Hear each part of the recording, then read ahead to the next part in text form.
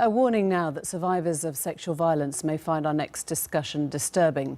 When she was 16, Thordis Elva was raped by a man she knew. The man she had at that point considered to be her boyfriend, Tom Stranger. The ordeal was 2 hours long and brutal. It left her physically damaged in the short term, mentally in pieces in the long. Her story is worryingly not that unusual. In 9 out of 10 cases of sexual assault, the perpetrator is known to the woman. In a majority of cases, it is a partner or an ex-partner. What is unusual, though, is what happened next. She got back in touch with her rapist some 8 years later and began an exchange of emails with him to understand what had motivated the violence and what effect it had had on each of them. Eventually, they decided to come face to face. She travelled from Iceland, her home, he from Australia, his, and they met in Cape Town, where they spent a week together. They wrote a book to chart what they learned, called South of Forgiveness, and they're both with me here. Thank you very much for coming in. Thordis, why did you get back in touch after something so excruciatingly painful? Well, it was something that I kind of had to do. First thing I did was to try and shut down my pain. I didn't recognize what had happened to me for what it was, because I had this misconception as a 16-year-old kid that rape was something that happened when a knife-wielding, armed lunatic would jump out of a bush, basically, and attack you, because I was under these impressions from the media, which, you know, over-report on those types of crimes, when in actuality it is, as you say, so often your boyfriend or someone that you know. So I tried to just shut down this pain and became a very effective overachiever. I filled my schedule around the clock because standing still offered too much reflection on the past, which was too painful. But despite me projecting the successful image to the outside, I was very much hurting in private, and I was numbing my pain with alcohol, with self-harm, with eating disorders. And I hit rock bottom at the age of 25, and I'd long given up the hope that I would get any legal justice because I didn't press charges right away, and my perpetrator had moved to the other side of the planet. So I needed, nonetheless, to have him take responsibility for his actions. And you made that move by writing to him an email. Yeah, and I didn't have high hopes in what it would result in, but I needed to do it for me. And Tom, you responded to that email straight away with an apology. Do you see yourself as a rapist? Do you call yourself a rapist? There is an internal recognition, absolutely, that what I did was nothing, excuse me, other than rape. It's been a long process of me understanding the gravity of my actions and the damages that I've caused. And as much as I've come to understand, there was a sense of entitlement and a deservingness where I sanctioned my own needs over the top of any understanding or anything for Thordis's well-being. When you raped Thordis, you're talking about the moment she was unconscious or barely conscious. Mm-hmm. And what, I mean, that's the question, what made you do it? Yeah, I haven't found any intent to hurt Thordis. There was not a maliciousness in trying to re-inhabit my 18-year-old self that night. From what I've found, there was an attitude where when a boy goes out partying with his girlfriend, he's entitled to sex. And of course it wasn't sex, and I took that attitude to a very dark place. In being involved in this, I understand that this is a pervasive issue and it's happening behind closed doors. And I would like to not be complicit in the continuation of that. And because you were the one that reached out to Tom via email. I mean, the idea that as a rape victim, an email from the perpetrator might pop up in your inbox is kind of horrific, mm-hmm. right? If it had happened the other way round, mm-hmm. what would your reaction have been? Oh, I don't know, because that's not how things unfolded. And just to make it clear, we're not putting this forth as a formula that people should be contacting one another whatsoever. That's absolutely not what we're suggesting. We're just offering our story in the hope that it will do a number of things. One is to shift the focus from the survivor whose attire, whose behavior has long been subject to scrutiny, which contributes to this victim-blaming culture, and shift that focus rather onto the perpetrator where the responsibility lies.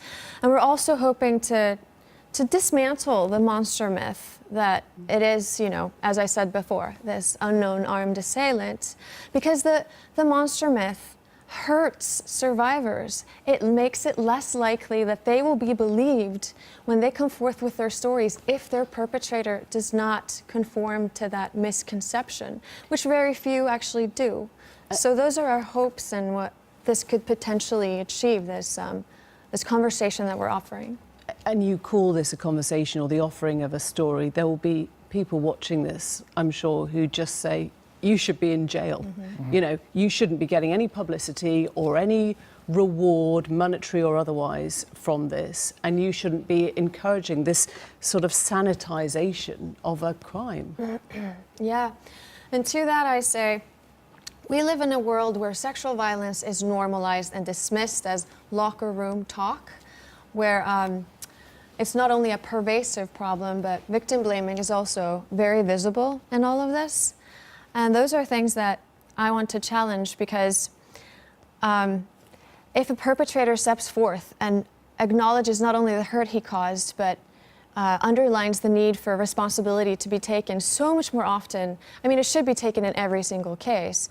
But that, in my mind, is not sanitization or normalization. It is the antidote to normalization. It's saying this hurts and we need to make it stop.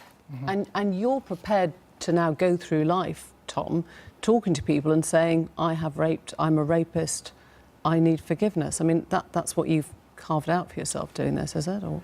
Yeah, it's a case of, I certainly recognise that I'm being offered some very reputable and respected platforms, even being here tonight talking about it. I don't seek to benefit my profile nor bank balance, and I should just specify that any proceeds from this book are going to charity, so I won't be profiting from this book in any way. I'm not seeking to ask forgiveness in the future or any kind of kind light from the public reception of this story. I have already been involved in conversation with men and have seen an investment and a want to discuss this issue. And if there is a background position for me to continue being involved in those discussions, I can't expect that. But if that is available, I would certainly be invested in being in those rooms and discussions. I mean, one question that comes, I know that the Women's Festival decided to move your talk. They thought it wasn't a suitable platform to have you there. I mean, in a sense, you know, why would you approach women's festivals or groups when surely you want to be talking to, you know, men's clubs, you know, going around Australia and having this conversation? Are you doing that? There's uncertainty in the future, to be honest. I'm not entirely sure. One of the things that Thought This spoke to in the TED Talk was released is when it was released was the way that it's framed as a women's issue. I have no right to demand much in this, but it's a case of I am pleased that we still get a chance to speak outside of the Women of the World Festival. I'm very grateful for that, and the fact we still get to speak to a London audience. And you've explained that you want to sort of demythologise this whole idea of the monster with the knife in rape, and you're very honest in the book. And one of the things you raise is when you meet in Cape Town, there is an attraction that comes back between you. I mean, this is properly sort of taboo stuff to say, I felt an attraction to the man who raped me. Well, it wasn't an attraction, more so than an acknowledgement that what we had wasn't just that one night, and that's where personal relationships, when violence comes into that dynamic, where it gets confusing and messy. But I identified him when I saw him as someone that had, yes, caused me immeasurable pain, but it was also someone that I'd had happier moments with. But it was a fleeting sort of recognition that I had to make, because it wasn't a simple history. Do you see yourself as friends now? Is this a friendship that you offer? Absolutely not. We see ourselves as collaborators on a project that, yes, is very much focused on our personal history, but extends well beyond us, because unfortunately this is a problem that touches the lives of so many people. Would you still jail Tom if you could now? If the statute of limitations hadn't run out, would you want to treat this as a... Yeah, the statute of limitations has run out for a long, long time ago now. Would I still jail him? I think that what we've done now is worked to the bottom of a very hurtful and painful history. And I think that it's resulted in an understanding that I'm not sure if an incarceration would add much to, but I'm very much in favor of the criminal legal system. And I very much want to make it clear that I'm not preaching impunity in any way, but I'm one of the millions of people whose case fell through those cracks because I didn't react immediately. And when I did understand what had happened to me, it wasn't an option that was fruitful in any way. But I think that what we're doing now is of value, and I think it could contribute to meaningful change, and that is my wildest hope. Thank you both very much. Thank you. Thanks, Emma. If you have been affected by any of the issues we've been discussing, details of organisations offering information and support with sexual abuse are available bbc.co.uk/actionline, or you can call for free at any time to hear recorded information on 0800 077 077. We'll put those numbers on our Newsnight Twitter feed if you want to find them later.